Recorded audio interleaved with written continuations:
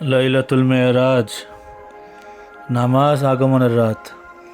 এই রাতে হুজুরে পাক সাল্লাল্লাহু তাআলা আলাইহি ওয়াসাল্লামা আল্লাহ পাকের সাথে সরাসরি সাক্ষাৎ করেন এবং নামাজ রূপী মেরাজ নিয়ে দুনিয়া আগমন করেন, উম্মতকে হাদিয়া দেন এবং বলেন যে আসসালাতু মেরাজুল মুমিনিন, নামাজই হচ্ছে মুমিনের মেরাজ, ইমানদারদের মেরাজ। নামাজে আল্লাহ পাকের সাথে ইমানদারের সাক্ষাৎ হয়, কথা হয়। সুবহান আল্লাহ। লাইলাতুল মেরাজ সমস্ত আম্বিয়া কেরামের নামাজের রাত। এই রাতেই আল্লাহর হাবিব সাল্লাল্লাহু তাআলা আলাইহি ওয়াসাল্লামা মক্কাতুল মুকাররমা থেকে বাইতুল মুকাদ্দাসে প্রথমে যান। সেখানে সমস্ত নবী এবং রাসূলগণের সাথে নামাজ আদায় করেন। সুবহান আল্লাহ।